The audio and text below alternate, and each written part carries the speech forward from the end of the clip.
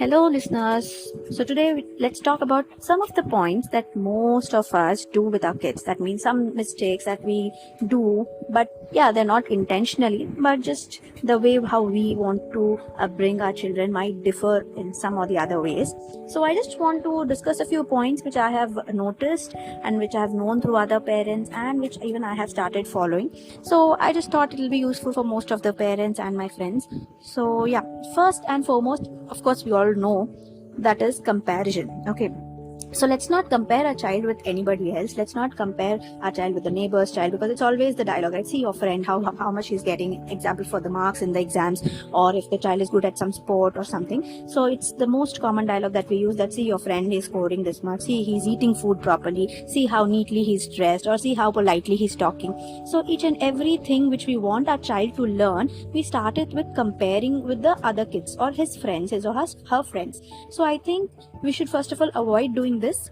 Let us compare our child with our child alone. That means let's see the child's progress. Okay, we can say, yeah, okay, so previously you were not able to do this, so now you're able to do this. Or see, before you were doing it properly and now you're not doing it properly. So let's stick to the comparison with the child himself.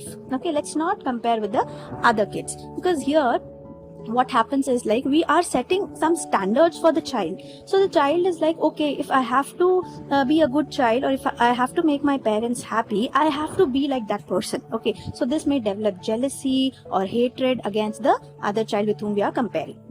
Yes, next, the most irritating thing but very important thing is that we should never kill the curiosity of a child. I know how irritating and frustrated it is when a child keeps on asking questions about silly things or whatever the child sees, and most importantly, these questions come only when you are super busy or you are like in some important thing.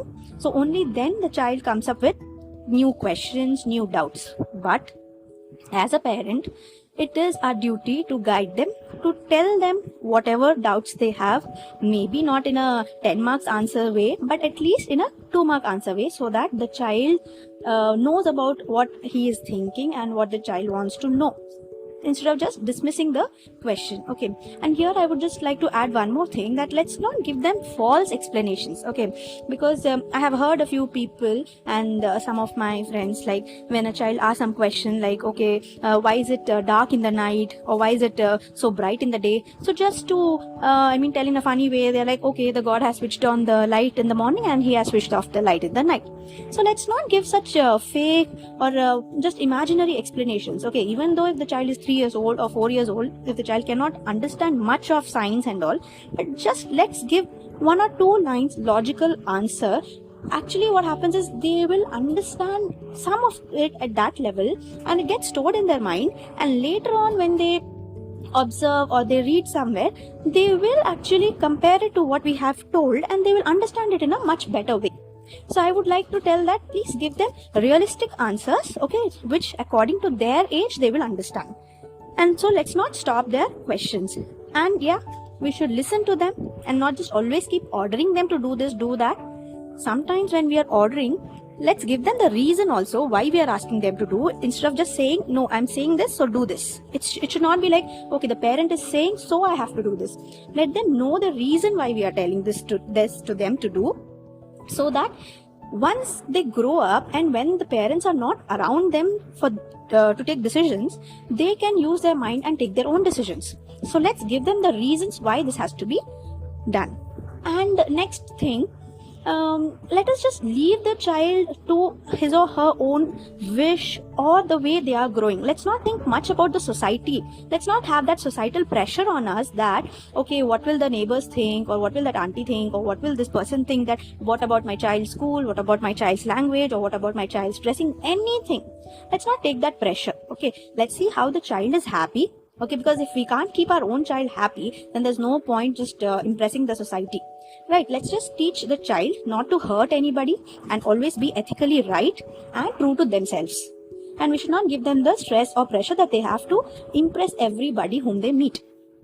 And yes, next, I would like to say that let's not fulfill all each and every wishes that the child asks for, just to avoid their tantrums or the loud cries that they do if they don't get anything. Because I've noticed some of the parents, what they do is, oh, my child will start crying, or he will start beating people, or he will just roll on the floor, so I can't help and I have to buy this for him.